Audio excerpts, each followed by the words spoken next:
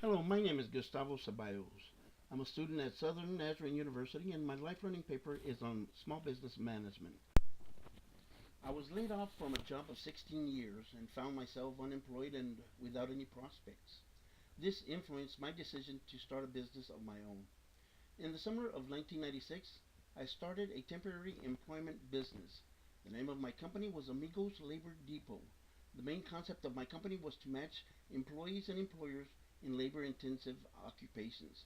I operated this business from May 1996 through September of 2001.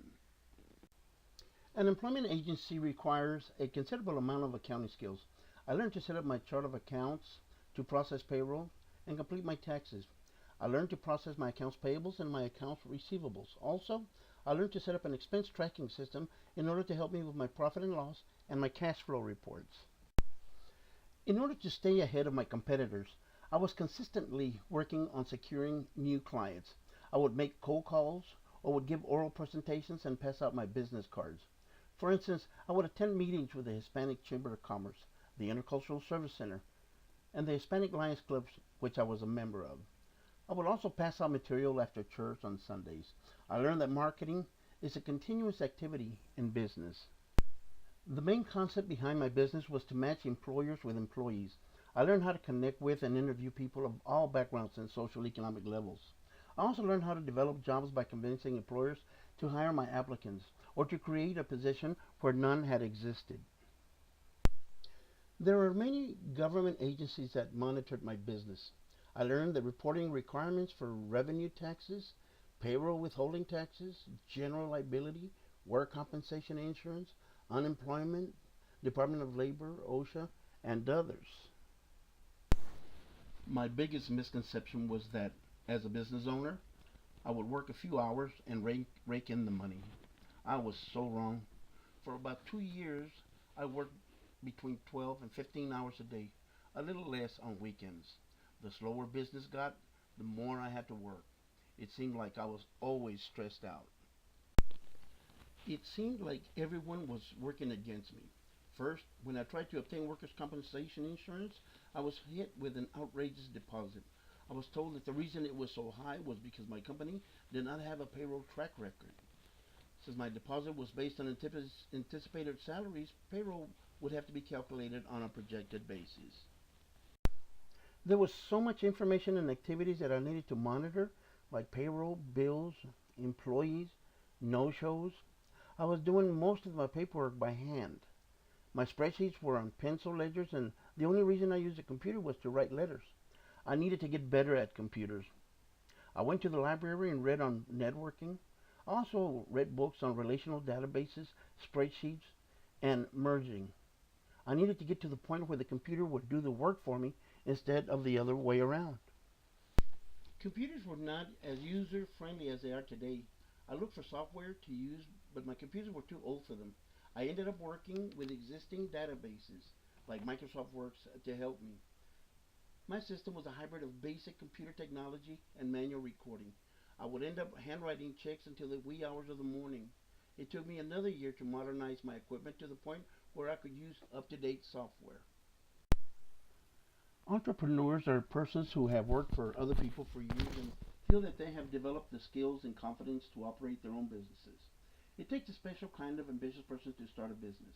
They are salespersons by nature. These persons have a burning drive to succeed. They are takers and confident in what they do. They are goal oriented and know that there is no shame in failing as long as they try their best. Entrepreneurs who are thinking of starting a business should have the support of their family and friends. They should be prepared to make major sacrifices because it's going to take a major part of their time, especially within the first year. If married, they should have a discussion with their spouse to make sure that they have their complete support. It's important to understand that spouses will be making the same sacrifices as the entrepreneurs. Do research and talk with those who have been through it. It can save them a costly heartache. One recommended source is the Small Business Administration. When starting a business, they require some knowledge in finance. They have to consider how they're going to maintain enough revenue for payables and salaries while working on collecting receivables. An entrepreneur should also know what the federal and state business compliance requirements are in their state. Some states require that a business be registered. If the business persons have employees, they are required to have them insured with workers' compensation insurance. Another insurance required is general liability. Also, they need to know how and when to report their employees' withholdings. Some are reported monthly, while others are reported on a quarterly basis. Today's entrepreneur has to be knowledgeable in all areas of communication. They need to know how to use modern devices like smartphones and tablets.